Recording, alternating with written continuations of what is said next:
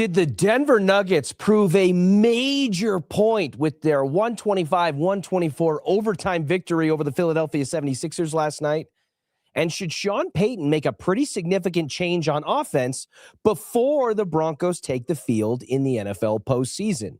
All things to come on today's rundown. Thank you so much for joining us. While you're here, make sure you like and subscribe to our Denver Sports 1043 The Fan YouTube channel. You can find us at Denver Sports 1043 on YouTube, Instagram, and TikTok. Just click that subscribe button right there in the top right corner, and you will have access to an unbelievable library of sports and entertainment-related content from all of our various shows across 1043 The Fan to our digital outlets. That wherever you want to consume sports content, we have it there for you at Denver Sports 1043 on YouTube, Instagram, and TikTok. If you're watching us on X or on Facebook, we love you. We appreciate you. Be sure to like, comment, share, subscribe, and turn on those post notifications so that you never miss a moment with us. Plenty to get into today across the Denver sports landscape, and no one better to do it with on this Tuesday afternoon than Denver sports analyst Jake Shapiro, friend of the program. Shap, what's up, man? Hey, I'm excited to be on. Haven't been on in a couple weeks. It's an exciting time still in Denver sports. Yeah, that is the one constant, I feel like, with everything that's changed over the multiple holidays during the back end of the year. We're now officially turning the calendar into 2026. And even though there's been some pretty significant things that have happened, some of which are a little bit scary in nature in Denver sports, all in all, there is still so much buzz and electricity and excitement centered around our major teams that are all in action right now. And the one I want to zero in on first here, Jake, is the Denver Nuggets. Who, man, I can't think of a team that's maybe undergone more significant injury difficulties in a short span of time than what we've seen from the 2025-2026 Denver Nuggets. They obviously lose Aaron Gordon and Christian Brown on the earlier portion of the season and seem to actually be finding ways to have reasonable success, off to one of their better starts in franchise history, despite being down two starters and two key defensive players. Then Cam Johnson goes down. Then Nikola Jokic, the sun with which our universe, exists in and the planets orbit around, has a knee hyperextension, avoided any significant ligament damage. We got one of those things where we're talking about the best news possible for an injury to one of Denver's biggest superstars.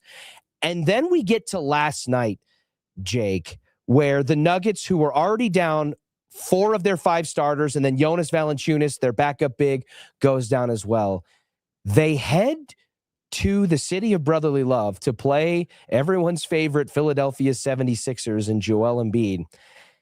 And not only do they not have a single member of their starting 5 playing in the game, they don't have the aforementioned Valanciunas, their backup big, who's going to miss several weeks in the near future as well. Tim Hardaway Jr. doesn't play. And Jamal Murray, who would be the lone healthy starter, is resting as well. And yet, Jake Shapiro, the scrappy underdog backup Nuggets in almost like a Calvin Booth Bowl era, collection of players, eke out a 125-124 win over Philly in Philly. What was your the first thing that was crossing your mind when the clock finally hit zeros in OT and when Tyrese Maxey's shot bounces off the rim and goes to the left side? Ha ha ha ha ha! Holy bleep! Like, come on, man! I put it on the website. That was the Philly heist. That was an all-time stolen game by the Denver Nuggets. It's the title of today's show, inspired by you, Philly heist. I thought that was great. I saw it at denversports.com. Thanks, buddy. I was laughing, and I said yesterday on Mile High Hoops. I literally said this yesterday on Mile High Hoops. I was setting up the game, and I said, and that's why the Denver Nuggets are going to win. Nah, I'm just kidding. But weird things happen in the NBA. And I bet you the Nuggets will probably cover or something like that. Like, I didn't really think the Nuggets were going to win that game. I even said it on the show that I didn't really think that. But I watched that game from the open to the closing minute. I know it's my job, but I'll be honest with you. There are games where I go and make a little snack in the middle of, I do this, that, or the other. I do some things, right? I did not miss a second of that game. And I knew the Nuggets were going to fight their tails off throughout the course of that game. And it continued to be the case. And in the middle of the third quarter, when you're like, all right, now they're going to put their tails between their legs, they're going to go home, they're going to say they had a good effort. Every single time they could have done that, they fought. And it was so impressive because it was the makeup of the team that they had early on in the Nikola Jokic era, instilled by Michael Malone, this toughness, this grit that made this team and this organization so special. Whether it's coming back from in the bubble down 3-1 twice or winning in Utah with 7 players, they had that last night. And David Adelman has recaptured that magic that had escaped the Nuggets in the last couple of years, that had made them so impeccable and so hard to beat. And that was one of the things in their championship culture, along with the fact that they had the best player in the world. And last night, not only did we see that culture, we saw them take it to the guy that thought he was the best player in the world a couple of years ago and get his bell rung by the 4th string center of the Denver Nuggets down the stretch, by the 3rd string point guard of the Denver Nuggets, who said, "Oh, you're on me? Let's go. Let's shoot some threes. You don't have anything for me." And if you heard Jared Dudley in the first quarter of that game, he said, "You know what? Tyrese Maxey's a heck of a player. Joel Embiid's a heck of a player. We're going to let Joel Embiid do whatever he wants tonight because we don't have a center. We just got to slow down Tyrese Maxey." The Nuggets literally let Joel Embiid do whatever he wanted last night. And you know what he did, Richie? He lost crucial turnovers, and he choked. And he made the game-losing play, and it was freaking awesome to watch from a Denver sports fan perspective. Yeah, the goaltending on Bruce Brown's shot inside the paint. He had a costly turnover in the final minutes as well. It was certainly an outcome that, even though many in Nuggets Nation probably didn't expect, one that we were all very, very happy and thankful for here in the Mile High City. And Jake, I got to be honest with you, this might be the most improbable, unexpected key contributor or leading scorer graphic I have ever seen as it relates to the Nuggets. But when you're looking at the 3 big dogs from last night's game, Jalen Pickett pouring in 29 points with 7 3-pointers made, Peyton Watson continuing a strong stretch of games for him in a contract year with 24.7 rebounds and 4 assists. And how about Zeke Naji? 7 of 11 from the field, 4 triples, 8 rebounds, and 21 total points. Jake, these are players, at least a couple of which we had very little to no expectation of playing meaningful minutes or time in the regular season, and certainly not in a postseason setting when your bench shrinks even more. But the game board has shuffled a bit on the Denver Nuggets with the severity and the volume of injuries that they've sustained in the middle portion of this regular season. So what did we learn about this Nuggets squad from a depth perspective that could be a foreshadow potentially for the back half of their regular season and beyond? Yeah, I don't know if this is a playoff thing, but Jalen Pickett should probably be the backup point guard moving forward. He has proven enough to me that he is a capable NBA rotation player. I say, I don't know for the playoffs because he is a little bit smaller and he was absolutely roasted in the playoffs last year in his few minutes on the court. So maybe not an option there, but for the rest of the regular season, it's pretty obvious that Jalen is a better offensive initiator and creator at this point in his career than where Bruce is right now. And I'm not saying pull Bruce from the rotation. I'm saying when everyone's healthy, make the 9-man rotation a 10-man rotation. And that's something that would be really valuable on each and every guy's legs, which seems ever pressing now that the fact that literally everyone in the Denver Nuggets has a leg injury. So that would be good. Zeke Naji, the reason he is on that contract that all of us know is bad, the reason why I argued it was actually a decent contract the day it was signed, there are only a handful of players in the NBA who are 6'11", can guard centers, can switch on to guards, can lead a game in rebounds, and hit 4 threes in it. That's what Zeke did last night against Tyrese Maxey, an all-star, against Joel Embiid, a former MVP, and he also got some stops on Paul George. Zeke Naji looked like a player like Evan Mobley or Jaren Jackson last night. It was phenomenal. And to have that guy on an $8 million contract is a steal. The problem is Zeke Naji's looked like that 3 times in his entire career. Yep. This against the New York Knicks that one time, and I think there was like a game against the Grizzlies. So that was awesome. If Zeke can actually do that more consistently, I'm not saying he's going to do that every night, but if he can just provide more punch, he can change his NBA career and become a valuable contributor, maybe not to this organization, but some organization. And it would just be so huge for the Nuggets in so many different ways if Zeke could do that. Last night, Zeke became the first backup center in the Denver Nuggets history since Nikola Jokic first took the floor to score 21 points in a game. The last guy to do it was Nikola Jokic. Wow. That's the last backup center for the Nuggets who scored 21 points in a game. And I know he played a lot of minutes and the game went to overtime, but it just goes to show you, like, he took the opportunity and ran with it. Meanwhile, Peyton Watson, I thought it was going to be next year and we were going to start hearing the same thing like with this year in Porter. Oh, the Nuggets paid the wrong guy. You know, they shouldn't have traded Porter. They paid the wrong guy with CB and Peyton. Mm-hmm. We're not even halfway into the year and people are saying that was a mistake. Like, Peyton Watson is just, the money's going up on the price to pay Peyton, and it should, because Peyton looks phenomenal. And him as a starter this year, I think he's scoring like 15 points a game. He hits like 1.5 threes per game on like 38% shooting. He's shown some ball play skills that he had yesterday. He's their best defensive player so far over the course of this little stretch here. So impressed with Peyton Watson. The Nuggets got to find a way to keep him. I don't know how that is. We can break that down later.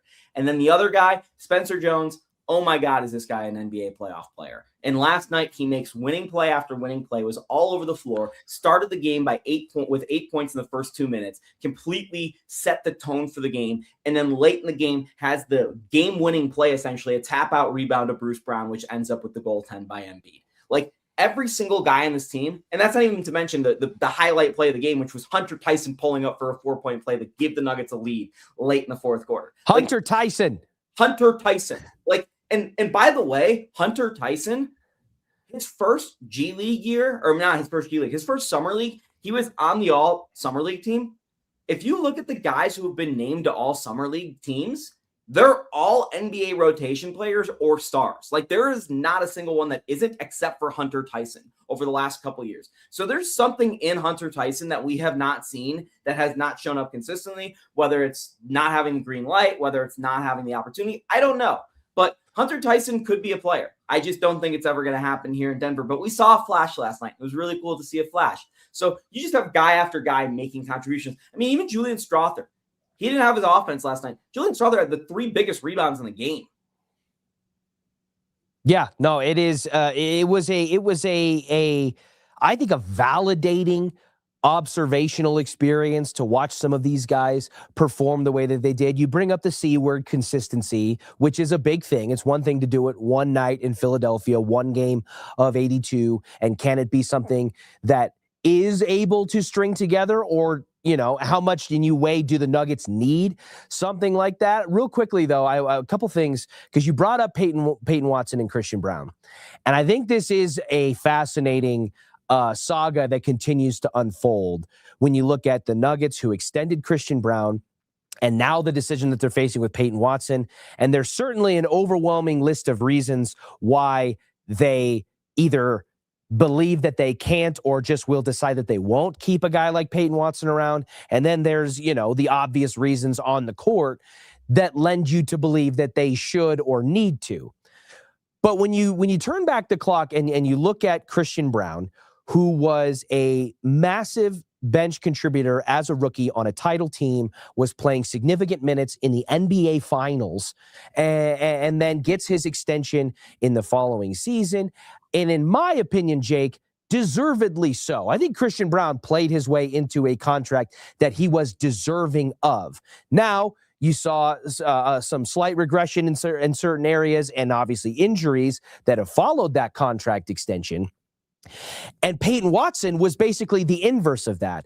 There really wasn't a lot of consistent, showings from Peyton Watson. There was flashes here, flashes there, but due to inability from a minutes perspective and just not being able to string it together on the court, there was this feeling around Peyton Watson of, there's a lot of potential there, but it's just not materializing. Well, now it's materialized. And there's a lot of people who are raising the sentiment that you kind of hinted at, which is, will the Nuggets end up regretting paying Christian Brown and potentially having to sacrifice a player like Peyton Watson? Because while they each bring their own individual things, CB is a good perimeter defender. He obviously makes a lot of hustle plays. Peyton Watson offers something athletically that just nobody else on the Nuggets seemingly can provide. He is a freakish athlete, and what he's able to provide as a defensive presence, as well as his now blossoming offensive and scoring ability, is something that I think almost every NBA team would covet. So where do you come down on it right now, Jake? If you could go back in time and use the Wayback Machine, would you still pay Christian Brown the extension that, at least in my opinion, he was deserving of coming off of the franchise's first NBA title? Or would you save that money and pay a guy like Peyton Watson, even if it means letting Christian Brown walk the way that Peyton Watson may over the course of this season? Yeah, I think with the first 15 games of the year being a little tough for Christian and the injury, I think we're forgetting how good Christian Brown is. I agree. That's part of this. So big caveat. Going back to where I was in the offseason, I said over and over again, I'm not paying Christian Brown. I'm letting him go to RFA if I have to give him over, I think it was like $21.5 million is my number. And the Nuggets came in exactly on that number. And I was like, you know what? Contract's fine. Yeah. And it's fine. Like it's not a great deal. It's fair for both sides. That's fine. The thing with Peyton Watson is I think they could have gotten away with paying him $15, $12 million a year, given how inconsistent he had been through this year. If they got way out in front of it, right? Right. Yeah. Because it's the exact same thing that the Avs have done on a couple of these contracts, and they've just hit gold, right? Like, yeah, Gavin Brindley. Yeah, exactly, Richie. Brindley's the guy that I was thinking of. The thing, though, is, and I said this on the first Mile High Hoops podcast of the year, if you go back and listen to it, I think that you would regret not paying Christian more than you would regret not paying Peyton. Because Christian, you know what he is. He's a known commodity. He could go somewhere else and he's going to get 15 a game and be one of the best perimeter defenders on that team. Peyton could be anything. Literally could even be Christian Brown. Like, we don't know what Peyton Watson is. That's part of the problem with Peyton Watson. And the only times Peyton Watson has looked consistently good throughout the course of his career, was when Aaron Gordon was hurt last year and he was starting, and this year when everyone was hurt and he's been starting. The role that the Nuggets need Peyton Watson to play on a night-to-night basis when everyone is healthy, Peyton has been good in it, but he hasn't blown people away. And I think part of that is the coaching staff, not this year, but last year, not giving him true six-man minutes. I think that would have really helped Peyton. And now I think moving forward, he will. But it's too late to put the cat back in the bag because everyone now knows what he has. So I think that the Nuggets paid the right guy as of now. You could have gotten Peyton for cheaper. I know that for a fact. Calvin Booth was actually going to pay way too much money for Peyton. I've heard that rumor as well. So I think that you ended up actually in a good situation with Peyton, given where it could have gone last year, which was paying $20 million a year for Peyton, or not paying either of these guys and letting them walk. However, I do think that Peyton, if he was the starting shooting guard for the Denver Nuggets on a night-to-night basis in Christian Brown's role, he wouldn't provide the playmaking that you need, which is something that's important, and Christian doesn't either. But he is a little bit better of a three-point shooter. He's a better defender, in my opinion, but not as good on smaller guards, which is what you need from that role because you have Aaron Gordon. So both guys are kind of an imperfect fit, but the ceiling would definitely be higher on Peyton Watson. And athleticism is part of these secret skill sets that, we know Jokic needs 3-and-D.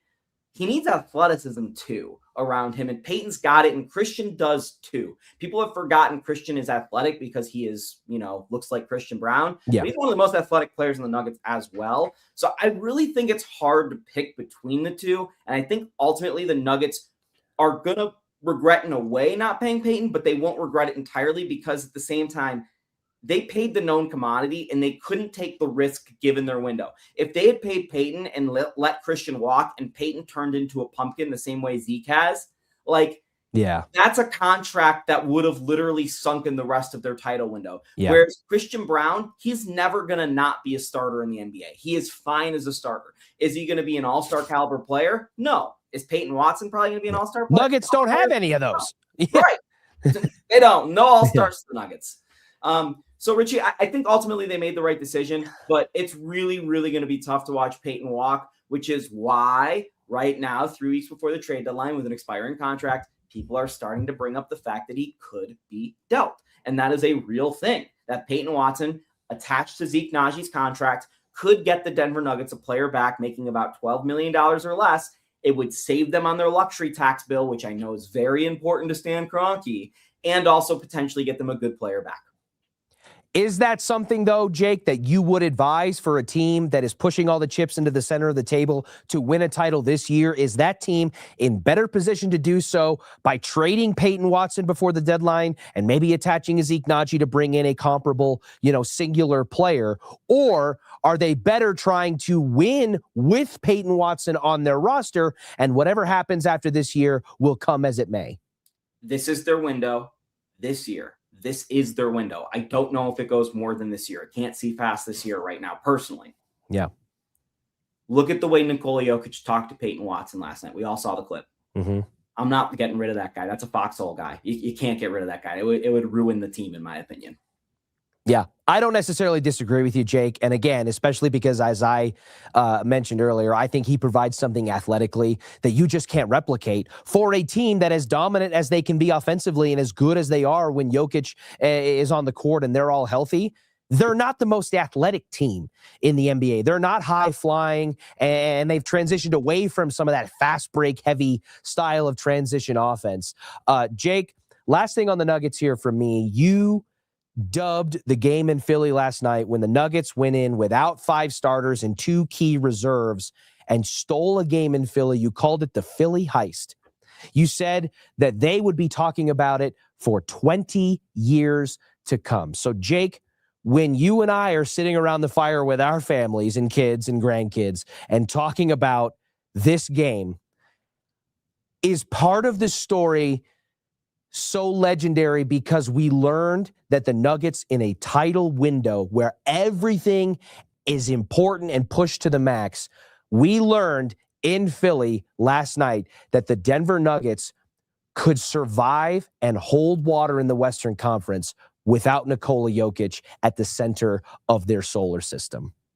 I don't think that is what we learned last night. I think we learned something just hilarious, which is that Joel Embiid is exactly who we thought he was.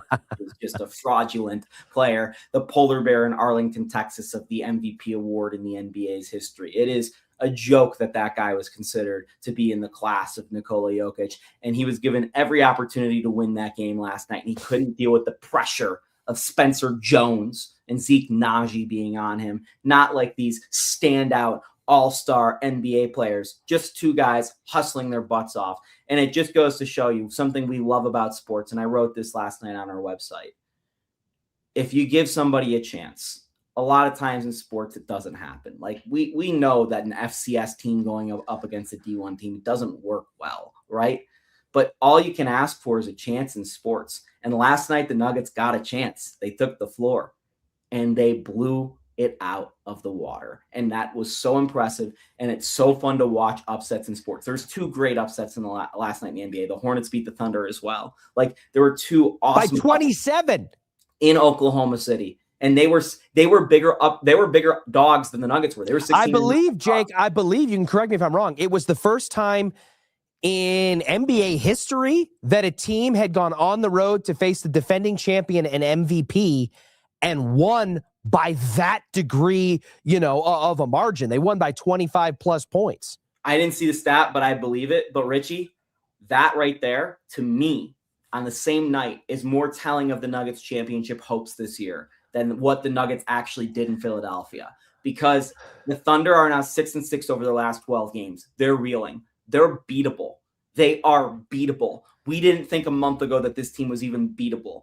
This Nuggets team, if they get completely healthy, I think can beat the Oklahoma City Thunder. I thought that at the start of the year, but after their win streak last month, it was like, I don't really know. So what I learned from last night across the NBA, I learned more about the Nuggets championship hopes against the Oklahoma City Thunder. But in terms of 20 years from now, as David Adelman said, when we're all cracking beers and talking about the best games of Denver Nuggets history that we've watched, yeah, man, them beating the Philadelphia 76ers and a former MVP with a team of G Leaguers and Bruce Brown and Peyton Watson was like, that was awesome. That's going to go up there with the loudest yells I've had with the Nuggets game with the Jokic buzzer beater at Golden State. Along those same lines, Jake, did we kind of get some evidence last night that the NBA, which has an 82-game regular season, and there's so much valid, I think, discourse about, these regular season games don't really matter. It's a push to the playoffs and all that. But given where the Nuggets are at in this all-important, all-or-nothing title season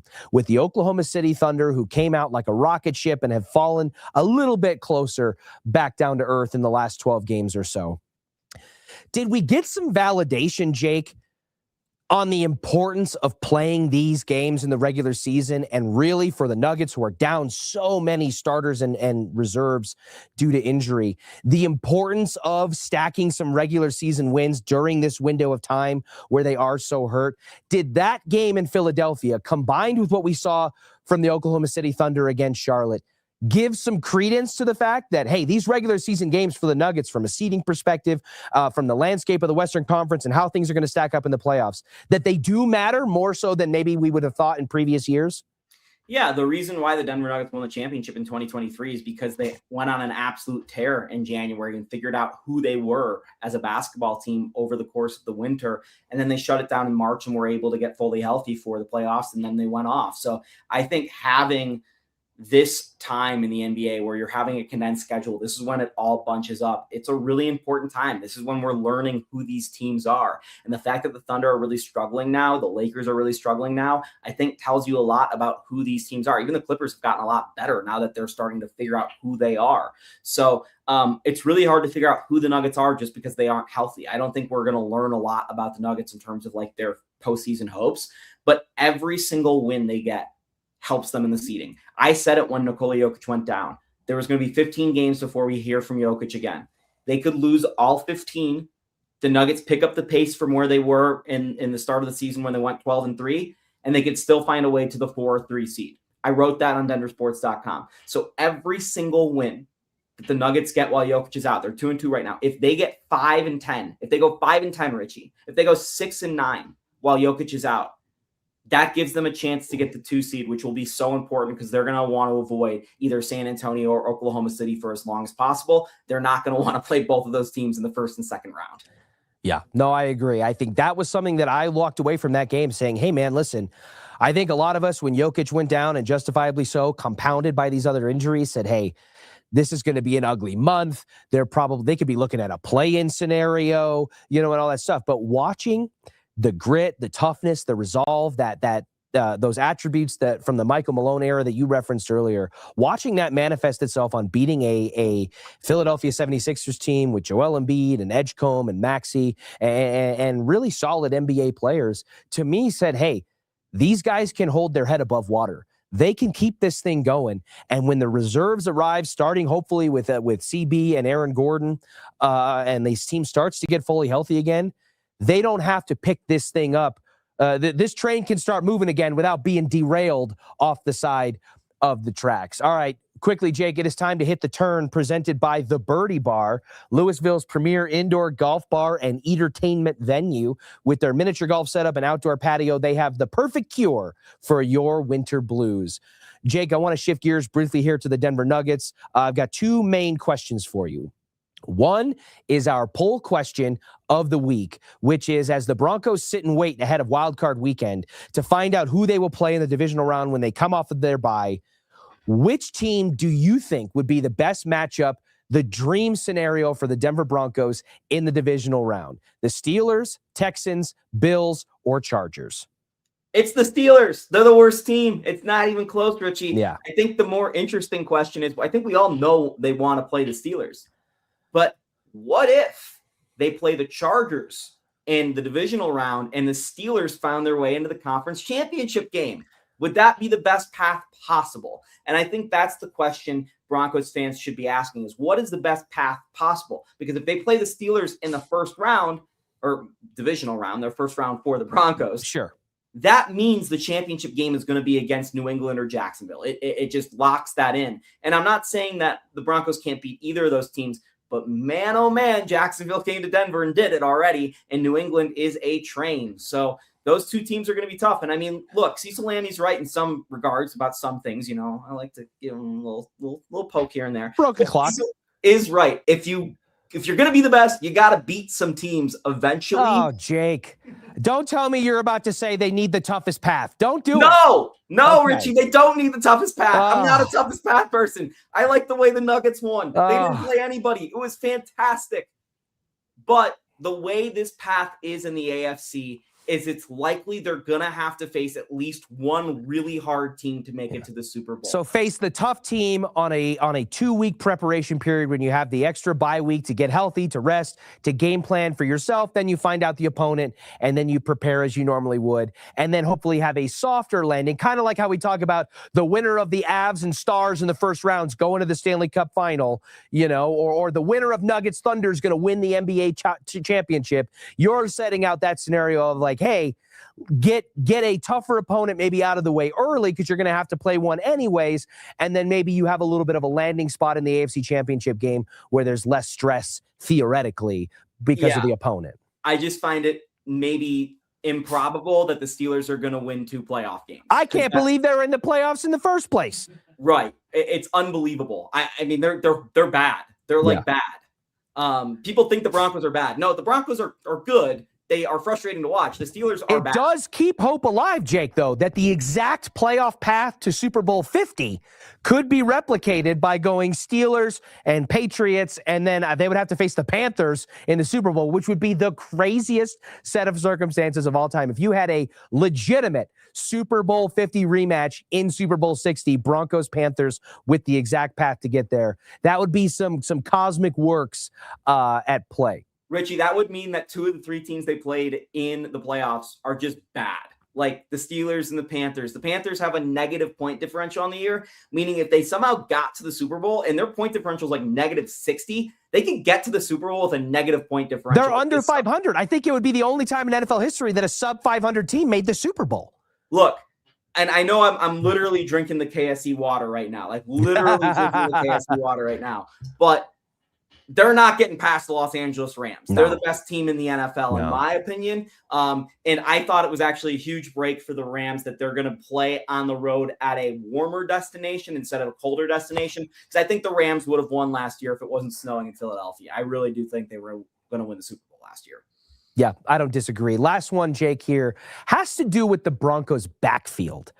We've seen a little bit of an emergence over the last handful of weeks or so. I would imagine it is intentional and by design from Sean Payton, who once upon a time spoke very highly of this player who came in as an undrafted free agent. Sean Payton famously said he wrecked our roster plans in training camp because of how well he performed in the offseason. That player is Jaleel McLaughlin, who has taken on more touches. I believe he had 6 or 7 carries for north of 40 yards against the Chargers. He had an explosive play in the passing game, had a 17-yard reception. He has seemed to gain some momentum and some steam in the touches department in recent weeks that has some people singing the tune, Jake Shapiro, that Jaleel McLaughlin, as he was technically against the Chargers, should be the starting running back and the lead back in the running back room heading into the postseason over Sean Payton's most recent offensive toy, RJ Harvey. Do you subscribe to that philosophy, or is that maybe just getting a little bit caught up in the moment when you're looking at the larger sample size of the 2025 season? I'm all about the J-Max. I think Jaquan McMillan is one of the most underrated players in the Denver Broncos.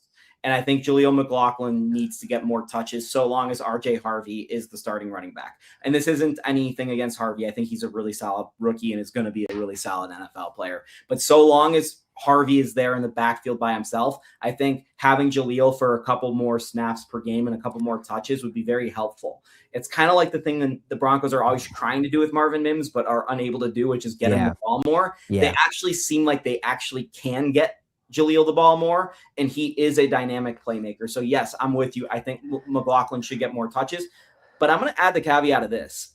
I don't think J.K. Dobbins is completely ruled out of the picture for the divisional round. I kind of have a good feeling about it. Wow. Well, that was the talk when he was officially diagnosed with the injury and placed on IR. It was always, hey, he could return for the Super Bowl, maybe the AFC Championship if the Broncos were to advance that far. But Jake, the difference between that prognosis and the divisional round is 7 days.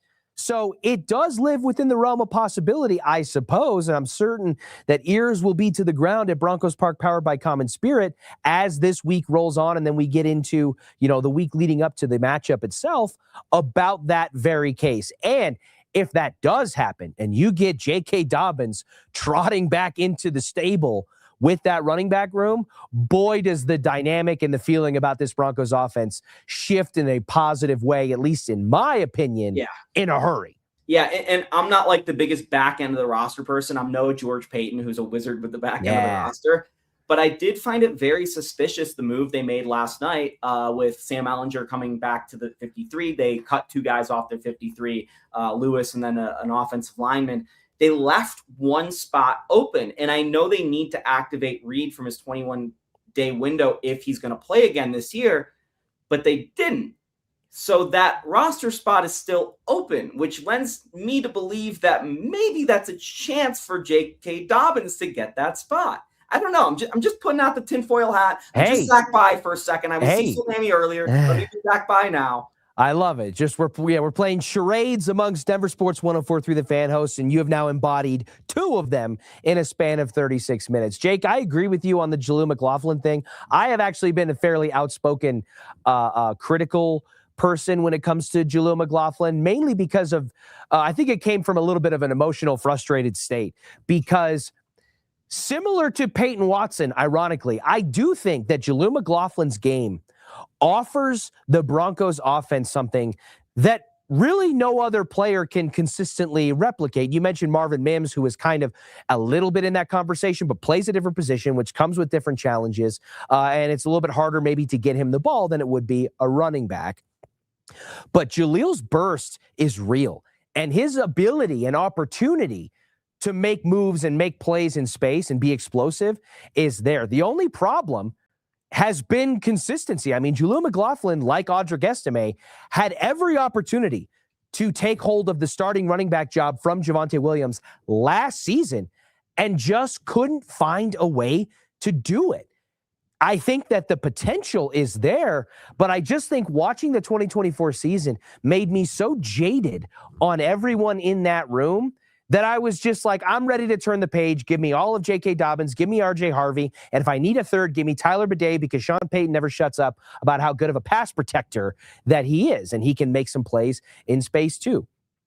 But Jake, even I have to be honest about what my eyes are telling me. And I think what many in Broncos country are starting to feel, which is that guy needs to touch the ball more, because you have an offense that, like the Denver Nuggets as an offense, lacks athleticism and explosive playmaking ability from the majority of their players. The Broncos offense is a very similar parallel. They don't seem to have that fear from an opponent defensive perspective where they're going to line up and say, oh no, this could go over the top at any moment, or that guy's on the field where there's a, red alert kind of situation. Jaleel McLaughlin's athletic attributes and his physical talents give you something that really not many other players can replicate. And I think for as much as this offense has had to fight and scrape and claw for some of their wins and some of their better offensive productions, I think a guy like that who can take the top off from the running back slot gives you an opportunity in a postseason that you're probably going to need at one point or another. Yeah, I'd love to see him just get like a slip screen here or there. Like, just give him something that might be able to break open a play. And I'm a big RJ Harvey fan. Like, I really am. Like, I think he's been really solid. Yeah. But I just think that Jaleel has a chance to make that big play more so than RJ does. Yep. RJ, I look at as a guy that's going to provide you just consistent contributions throughout the course of the football game. Whereas Jaleel, it might be a 2-yard loss. It might be, but it also might be a 25-yard gain off a slip screen where he just breaks a tackle and then goes. So I think having that guy and having the ability to make that big play would be so big. And Bo Nix needs that. I know he throws the deep ball. Like, people that say Bo Nix doesn't throw the deep ball, they just don't watch. Bo does throw the deep ball. Yeah. It's just rare. He more often throws behind or at the line of scrimmage, but then he takes off the top of the defense, as you say, with those deep balls. He doesn't throw a lot of the intermediary routes. That's kind of where Bo Nix doesn't do. So if we could get Jaleel on, maybe a couple halfback option routes that we've seen the Steelers thrive on with kind of Gainwell or something like that, I think that would be really valuable for that'd be awesome. The Broncos team. Yeah. Yeah, well, it's exciting, Jake. It really is, and we have a little bit of a runway now as the Broncos prepare to begin their postseason campaign. We are still keeping tabs on everything going on with the Nuggets, as we discussed at length here today. And then there's the Colorado Avalanche, who, despite the Gabe Landeskog scare that we got on Sunday, basically right around the time that the Broncos were playing, as they were playing the Florida Panthers. Jake, that team is as hot as ever. And as we kind of led off with, it's a perfect kind of full circle moment. Man, there's just so much to be excited about here in Denver when it comes to the sports landscape and everything that we have in front of us. Jake, Rich, I want you to mull on this for the next month, and we'll come back to this in a month. Got it. The Avs are the world's greatest hockey team right now. There's no disputing that. Yep. There's one hockey team in the world that I think might rival them, and that's Team Canada. Yeah. Would the Avs be able to beat Team Canada this year? I think it would be fun to watch the Olympics and kind of have that in the back of your mind. It would be, well, and especially considering you're going to have some prominent Avs members play for Team Canada. So do the Avs get to keep their Canadian stars in that? Yeah. It's like a video game. There's like clones of them, Yeah, there's like duplicates, right? Yeah. 29 on 29. That is a fascinating question. And the fact that the Avalanche have put themselves in that kind of mythical tier with their start to the season, it is so funny. You can't open up social media nowadays if you're at all involved in the Avs kind of Avs Twitter or Avs, social media sphere without some graph being posted that has every NHL team like here on a slight uptick. And then like all the way up here is the Colorado Avalanche. And like they're playing a different sport. They're on a planet of their own. And man, they have reached a point in this season and as a collective unit, as a team, where the overwhelming sentiment, and I think it's valid and fair, is that if this team doesn't win a championship, it's a disappointment. And considering how hard it is to win a Stanley Cup, that seems like a crazy bar or expectation to place on a team, but they've put themselves in a position to where you either say they've earned it, or that's the kind of respect that they command. Yeah, I'm with you. They need to go now, prove the fact that we all believe they are the best hockey team in the world. I do think that this next month, similar to Jokic being out, Blackwood right now is banged up and Gabe is banged up. Like, this is kind of the time where, especially around the Olympics, you might see them be a little not themselves. Yeah. So I wouldn't be surprised if that 2 regulation loss number, which I know has already gone to 3, if that climbs up to 5 or 6 here over the next month. And that's not to say this isn't a great team. I just think that they were hot. Now they're hurt a little bit. And we'll see, hopefully, the hot and healthy version of the Avs come April and May when we really want to see them. Well, one thing is for sure, Jake, we will be here to chronicle it all for you. Appreciate everything you do at denversports.com and everything you help us with at Denver Sports 104.3 The Fan. Have a great rest of your day, my friend. See you, buddy. See you. To the rest of you out there, have a wonderful rest of your day. Remember, like and subscribe to our Denver Sports 104.3 The Fan YouTube channel at Denver Sports 104.3 on YouTube, Instagram, and TikTok. To everyone on our Facebook or Twitter pages, we love you. We appreciate you. We will catch you tomorrow at noon for the next rundown. I do what I love what I do. Second nature to